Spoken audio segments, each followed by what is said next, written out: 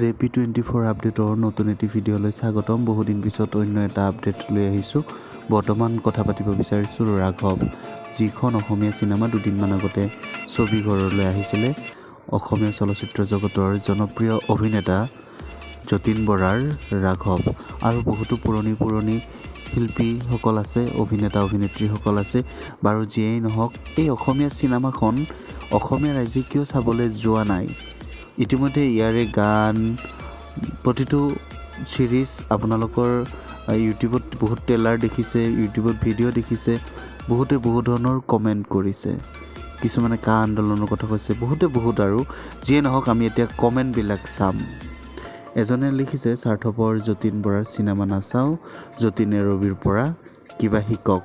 কিছুমানে এনেকৈ কমেণ্ট কৰিছে, বহুতে বহুত ধৰণৰ কমেণ্ট। এইটো লিখিছে জয়ন্ত দাসে কমেণ্টটো কৰিছিলে, মানে অসমীয়া মানুহৰ গাত কিবা এটা লাগিছে, আঘাত লাগিছে। আৰু এটা কমেণ্ট লৈ আহিছোঁ, বিজেপি হওক কংগ্ৰেছে হওক যতীন বৰাৰ চিনেমা বয়কট কৰিব জনতাই।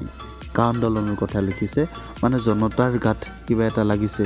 আৰু এজনে লিখিছে ৰাজকুমাৰ, কৃষ্ণ বাপ, এইসকল ধুৰন্ধৰ লিখিছে। এইটো কূটনৈতিক নেতাই ৰাজ্যৰ ভাৰ পালে কেনেকৈ চলাব, মানে বহুতে বহুত ধৰণৰ মন্তব্য আগবঢ়াইছে। আচলতে হৈছে কি, ছবিঘৰলৈ চিনেমাখন আহিছে, চাবলৈ ৰাইজ নাই, দৰ্শক নাই, মানে কি ক'ম আৰু। যিয়েই নহওক বাৰু, আকলৈ আৰু এটা কমেণ্ট লৈ আহিছোঁ, এই চিনেমাখন নিশ্চয় ভাল হোৱা নাই, আপোনালোকৰ ৰিভিউৰ পৰা গম পোৱা গৈছে। কিছুমানে তেনেকৈ লিখিছে। আৰু এইটো মই কমেণ্ট একচুৱেলি এইটো কমেণ্ট মই বিকাশ চেত্ৰীৰ ভিডিঅ'ৰ পৰা লোৱা আছিলে।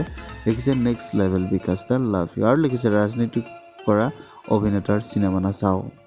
আৰু বহুতে লিখিছে যতীন বৰাৰ পৰা কিমান টকা লৈছে, অসমীয়া জাতিক বিশ্বাসঘাতক কৰা, সুবিধাবাদী চৰিত্ৰ মহানায়ক ৰাইজে বয়কট কৰিব লাগে, আৰু তহঁতৰ দৰে টকাত বিক্ৰী হোৱা ইউটিউবাৰবোৰকো বয়কট কৰিব লাগে, মানে কৰাটো ভাল, এনেকৈ লিখিছে। আৰু যিয়েই নহওক, মানে অসমীয়া ৰাইজৰ গাত সঁচাকৈ লাগি গৈছে, মানে কা আন্দোলনত সেইটো কৰিলে। আচলতে শিল্পী এজনে ৰাজনীতিত জড়িত হোৱাটো কোনো নিবিচাৰে, সঁচা কথা। আৰু কমেণ্ট লৈ আহিছোঁ, শিল্পী সদায় শিল্পী হৈ থকাটো ভাল, কাৰণ শিল্পীৰ ওপৰত ৰাইজৰ স্বাৰ্থ থাকে। আৰু এইটো লিখিছে নীলোৎপল বৰা, সুবিধাবাদী অভিনেতা। মানে কাৰ কিমান মন্তব্য চাবা, এজনে যদি বেলেগ আনজনে বেলেগ, মানে একদম চিধাকৈ ক'ব গ'লে অসমীয়া ৰাইজৰ, অসমীয়া মানুহৰ গাত লাগিছে, বুজি পাইছে, মানুহক ঠগিব নোৱাৰেতো। আকৌ কমেণ্ট লৈ আহিছোঁ, বহুতে লিখিছে, আপোনালোকে চাই ল'ব পৰা কমেণ্ট।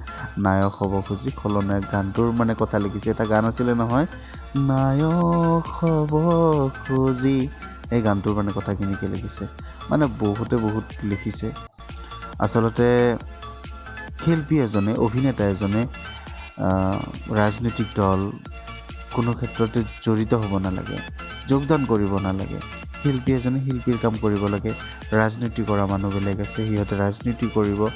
শিল্পী এজনক হৃদয়ত সোমাই লৈ এখন চিনেমা চাই, এজন শিল্পী যদি হৃদয়ত সোমাই থাকে, সেইজন শিল্পী যদি আকৌ কোনোবা দল সংগঠনত যোগদান কৰে, নিশ্চয় বেয়া লাগিব। আপডেটৰ এইটোৱে ভিডিঅ'। বাই।